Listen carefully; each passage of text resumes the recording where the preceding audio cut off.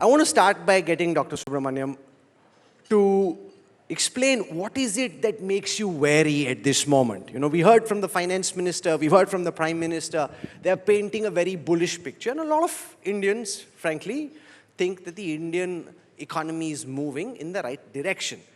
When, as a well-wisher, you look at the India economic story, Dr. Subramaniam, what makes you most wary, anxious, and concerned? Well, thanks, Rahul. Thanks. It's great to be here and to be with Shamika on this panel. First of all, let me begin with a prefatory remark, Rahul, that, in some ways, we're only having this, is it hype or reality? Because there is a reality, a substantive number of achievements that the government has made, which we're well aware of. The old saying is, the best lie is one which is closest to the truth. So we're only having the reality hype thing because there is a lot of reality. And in fact, I do want to speak about some of the lesser known, early signs of success, if I may. Can I, yeah? So I think on the plus side, we've all seen the build-up of the physical infrastructure, the digital revolution in India, the Prime Minister's new welfareism, providing goods to people, and the banking system has become more robust, et cetera, et cetera. But I think I see one or two early signs of things that have never happened before, which kind of give me a little bit of, extra optimism, as it were. The first thing, of course, is that we see now, especially in some of the southern states, you're seeing a revival of manufacturing in a way that we never saw before.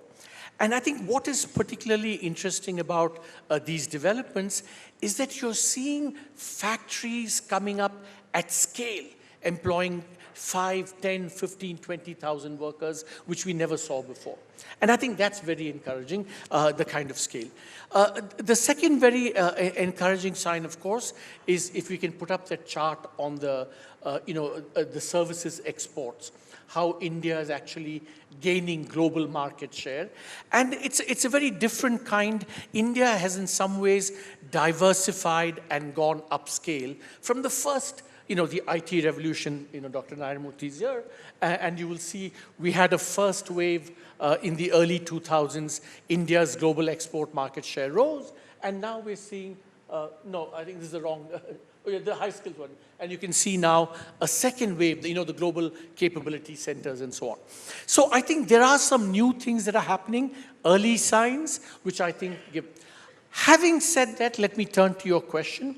What do I kind of find somewhat challenging and difficult to understand and worrying also?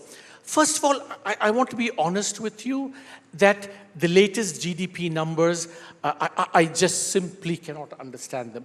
I say that with genuine, respect and things. They're absolutely mystifying. They don't add up. I don't know what they mean.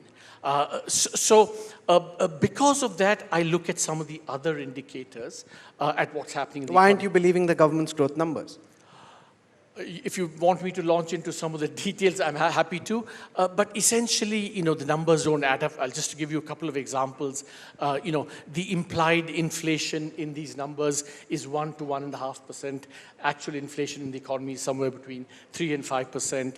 The economy is growing at 7.5%, even though private consumption is at 3%.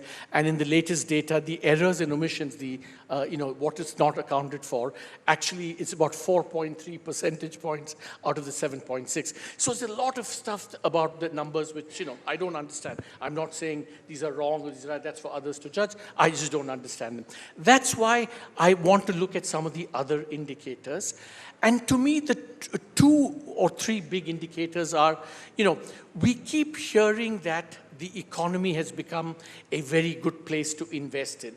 You showed earlier the chart on foreign direct investment, right? Which, by the way, in the last few quarters and last few years, can we put up the number again? It's actually declined very sharply.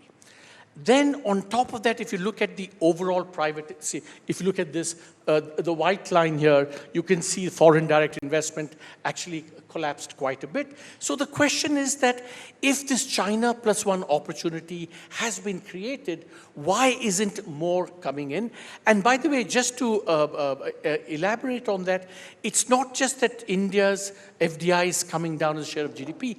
India's share of global FDI going to emerging markets has also come down. So the question is, if India has become such an attractive place, why isn't there more foreign direct investment?